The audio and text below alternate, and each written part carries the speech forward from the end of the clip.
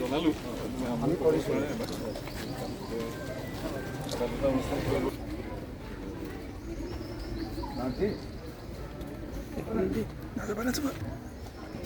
আহি উপস্থিত হৈছে জুবিনদাৰ ধৰ্মপত্নী গৰিমা শইকীয়াৰ তেখেতক আদৰি আনিবলৈ ছাৰ জিজু হক ডাঙৰীয়াক মই অনুৰোধ জনালোঁ।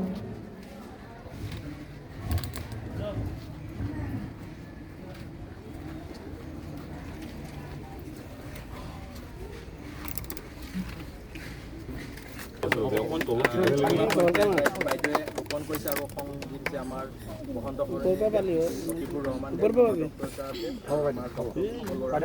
উৎপল বৰা ছাৰদেৱে আমাক সহযোগ কৰিছে আৰু আমি আজি নাহৰ উৎপল বৰা ছাৰদেৱে আমাক সহযোগ কৰিছে আৰু আমি আজি নাহৰ পুলিচ ৰোপণ কাৰ্যসূচী এইখিনিতে সমাপ্ত কৰিছোঁ। আমাৰ পৰৱৰ্তী নাহৰ পুলি ভাগ আমি আমাৰ আৱেগেৰে ডাঙৰ কৰিব লাগিব। বহুত ক্ষেত্ৰত কি হয় আমি বৃক্ষৰোপণ কৰোঁ এটা মানে তাৰ পিছদিনাখনিৰ পৰা পুলিটোৰ কোনো পাতি নলয়, কিন্তু আজি আমাৰ আপোনালোকে মাজতো আমি নাহৰ পুলি বিতৰণ কৰিম। প্ৰতিজন আমাৰ সৰু সৰু ছাত্ৰ ছাত্ৰীও লৈ যাব।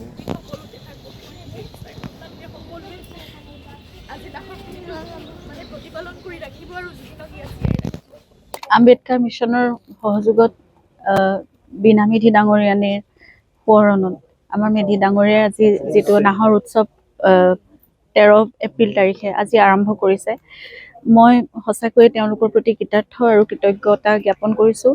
কাৰণ আজি 13 তাৰিখৰ পৰা তেওঁলোকে জুবিনকো সোঁৱৰণ কৰিছে আৰু তেওঁলোকে এইটো এটা প্ৰতিশ্ৰুতি লৈছে যে প্ৰতি 13 তাৰিখে তেওঁলোকে এটা প্ৰকৃতি দিৱস হিচাপে পালন কৰিব। নাহৰ উৎসৱ নামটো যদিও দিছে, প্ৰকৃতিক উদযাপন কৰা হ'ব বিহুৰ আগদিনা, গৰু বিহুৰ আগদিনা, আৰু সেয়া প্ৰতি বছৰে হৈ থাকিব। আমিও প্ৰতিশ্ৰুতিবদ্ধ। আমি সকলোৱে অকল ইয়াতে আম্বেদকাৰ মিছনৰ পৰা আজি আৰম্ভ হৈছে, গোটেই অসমতে পাৰিলে আমি যেনেদৰে পাৰোঁ আৰু সকলোৱে পাৰিলে ইয়াত সহযোগ কৰক। আপোনালোকে গোটেই অসমবাসী ৰাইজকে মই আহ্বান জনাইছোঁ, অনুৰোধ জনাইছোঁ। আমাৰ ভৱিষ্যত প্ৰজন্মৰ কাৰণে আমি এজোপাকৈ অন্ততঃ গছ ৰোপণ কৰি আৰু তাক প্ৰতিপালন কৰি আমি যাতে প্ৰকৃতিক আমি যেনেদৰে আমি জুবিনক প্ৰকৃতিৰ সন্তান বুলি তেওঁ নিজেই কৈছিল, তেওঁক আমি মনত ৰাখিব পাৰোঁ আৰু সেই দিনটো এটা বিশেষ দিন হৈ থাকে আমাৰ সকলোৰে বাবে। তাৰ উপৰি আম্বেদকাৰ মিছনে আজি বিনামূলীয়া স্বাস্থ্য শিবিৰ এটা অনুষ্ঠিত কৰিছে।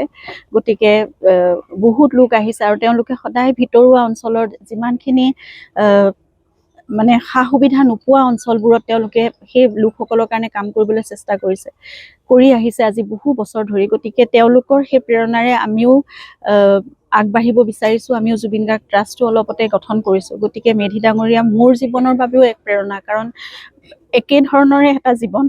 গতিকে সেই জীৱনৰ উদ্দেশ্য লাভ কৰিবলৈ ময়ো জুবিনৰ নামত আমাৰ সাধ্য অনুসাৰী, আমাৰ সামৰ্থ্য অনুসাৰী সৰু সৰু কিছুমান কাম মানুহৰ কাৰণে, প্ৰকৃতিৰ কাৰণে, সমাজৰ কাৰণে কৰিবলৈ আগবাঢ়িছোঁ। এটা নতুন পদক্ষেপ এখোজ এখোজকৈ মাত্ৰ দিব বিচাৰিছোঁ। আপোনালোকৰ সহযোগত সেয়া চাগে সম্ভৱ হৈ উঠিব। আমি তেনেদৰে সৰু সৰু এনেকুৱা ভিতৰুৱা অঞ্চলসমূহৰ লোকসকলৰ কাৰণে কিবা কিবি সৰু সুৰা কাম কৰিবলৈ চেষ্টা কৰিম, তেওঁলোকক উপকৃত কৰিবলৈ বা তেওঁলোকক সামান্য সহায় কৰিবলৈ আমাৰ যিখিনি সাধ্য আছে বা আমাৰ সামৰ্থ্য আছে সেইখিনিৰে, আৰু একেলগে আমি কাম কৰি যাম। সকলোৰে সহায় সহযোগিতা কামনা কৰিছোঁ। আপোনালোকে আমাক সেইখিনি শক্তি দিয়ক, সেইখিনি সাহস দিয়ক আৰু জুবিনক সদায় আপোনালোকৰ অন্তৰত জীয়াই ৰাখক, তাকে কামনা কৰিছোঁ। ধন্যবাদ আৰু আগন্তুক বিহুৰ বাবে বছৰটো সকলোৰে শুভ হওক।